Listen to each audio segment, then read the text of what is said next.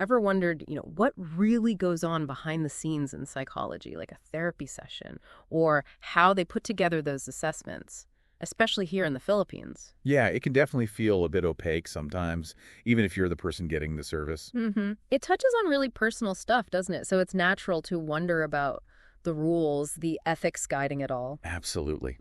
And that's exactly what we're going to dive into today. We're taking a close look at the official Code of Ethics and Professional Standards for Psychology Practitioners in the Philippines. It's quite a mouthful. It is, but it's super important. It was adopted back in 2017 by the Professional Regulatory Board of Psychology. Think of it as the rule book. Right. And it's not just for the professionals, is it? Not at all. Really, anyone interacting with psychologists or psychometricians could find this useful. So if you're getting help or maybe working with a psychologist on a project. Or even if you're just curious, understanding these principles, well, it gives you insight. It builds trust.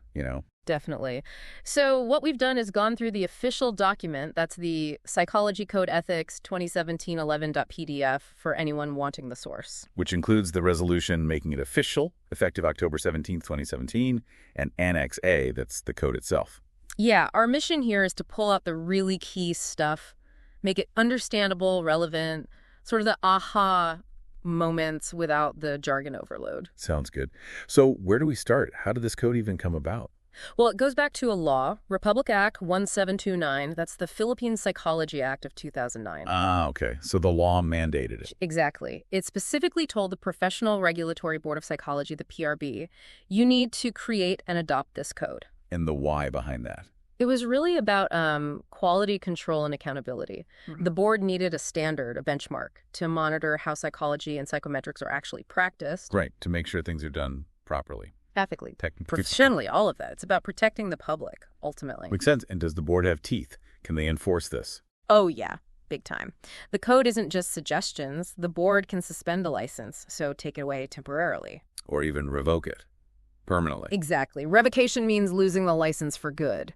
So, yeah, violating this code has serious consequences. Wow. Okay, so it's a serious framework. Was it built from scratch in 2017? Not entirely. Interestingly, the Psychological Association of the Philippines, the PAP, they already had their own code of ethics since 2008, actually. Ah, so there was a precursor. Right. And that PIP wasn't just internal. It went through reviews, got input from stakeholders. Gray on the field. Yeah. And the PAP then endorsed their reviewed code for the PRB to adopt officially. So there was a solid foundation already there. That's good context. It builds on existing work. Okay. So that the code is in place, it's enforceable. What are the big ideas, the core principles driving it? Good question. It's built on four main pillars, these foundational ethical principles. Okay. The first one is respect for the dignity of persons and peoples. All right, let's unpack that. Dignity. Mm. What did that mean in practice for psychologists? At its heart, it's about recognizing that every single person has inherent worth. Doesn't matter what their background is, their beliefs, age, gender, anything. A fundamental respect. Exactly. And it also stresses understanding diversity. Cultural differences, individual perspectives, social roles people play. So not just seeing people as labels, but as complex individuals within their own contexts. Precisely.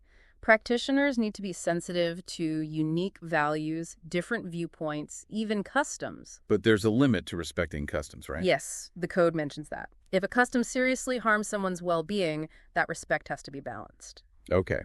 And what else falls under this principle?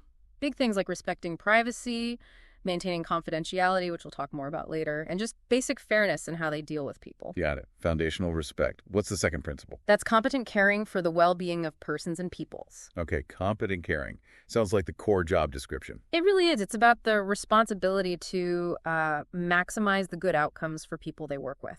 And minimize any potential harm. Exactly. A real commitment to their welfare. And a key part of this is self-awareness. Self-awareness. How so? Practitioners need to understand their own values, their own background, and how that might maybe unconsciously influence how they act or make decisions. Ah, I see. So understanding your own biases and perspectives is part of competent caring. Definitely.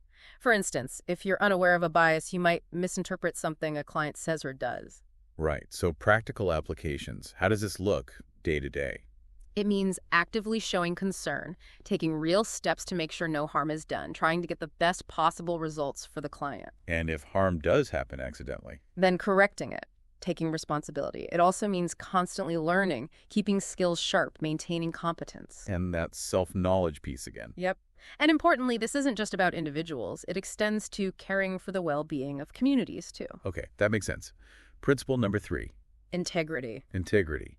Sounds straightforward, but probably has nuances in psychology. It does. Here, it's about being honest, truthful, accurate when communicating information. So saying what you mean, meaning what you say. Kind of. And acting in ways that line up with your ethical values. Consistency.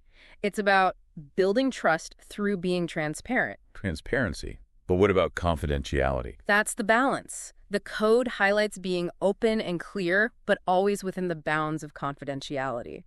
It's a tricky line sometimes. I can imagine.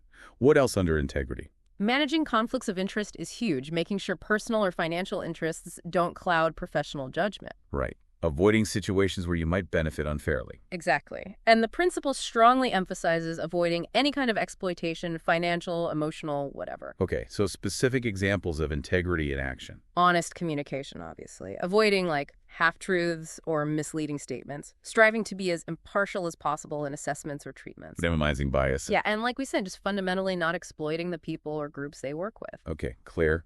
And the last of the 4 big principles. The final one is professional and scientific responsibilities to society.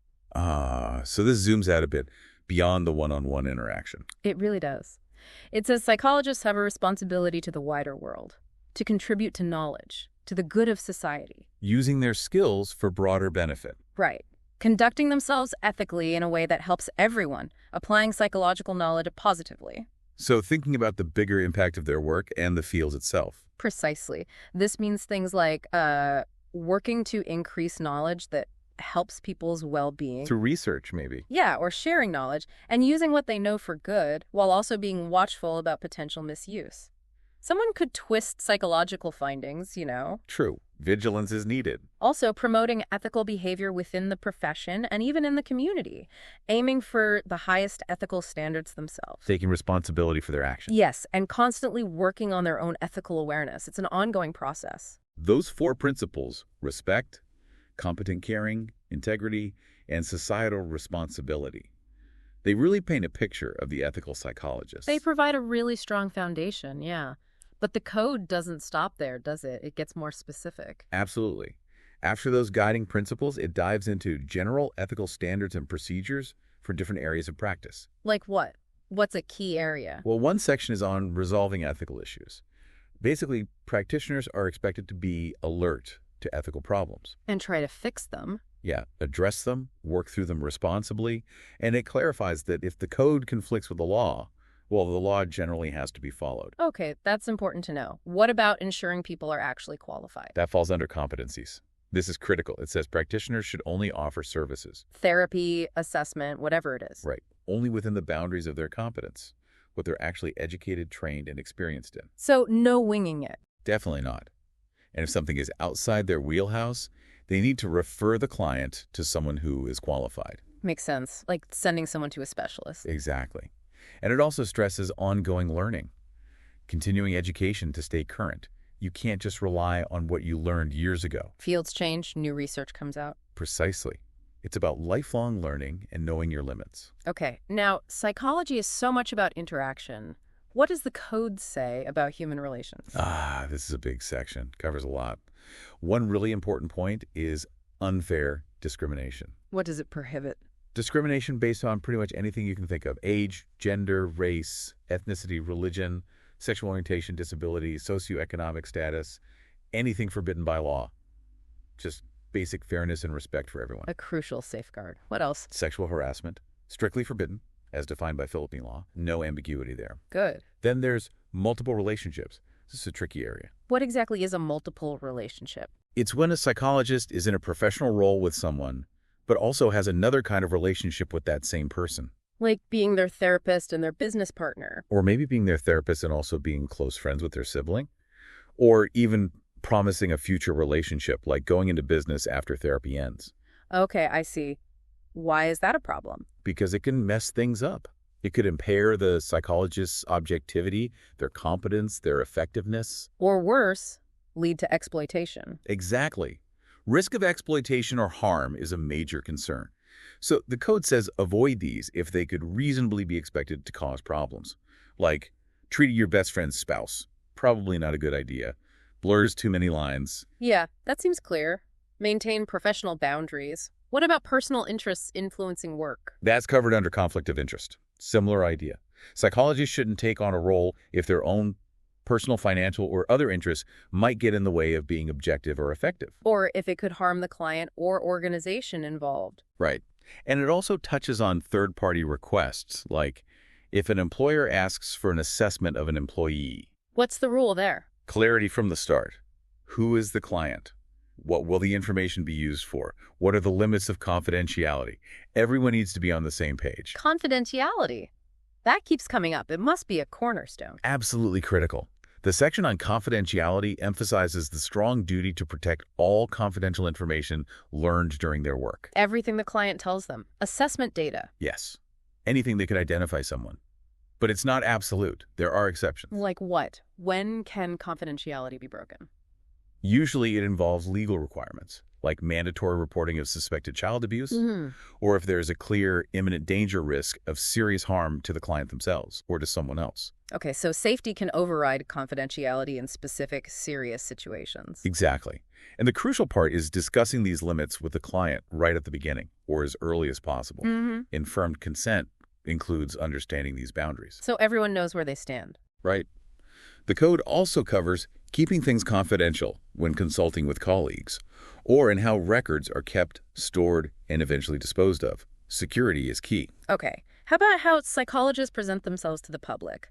Advertising and public statements. The rule here is basically be truthful, accurate, don't mislead people. About qualifications, services, fees, research. All of it. No false, deceptive, or fraudulent claims. Period. And it's also about the profession's image. Yes. Practitioners have a responsibility to make sure their statements don't bring psychology into disrepute, like being careful with testimonials from current clients who might feel pressured. Upholding integrity. Yeah. Got it. What about the nitty-gritty, like records and fees? Pretty straightforward. Keep good records.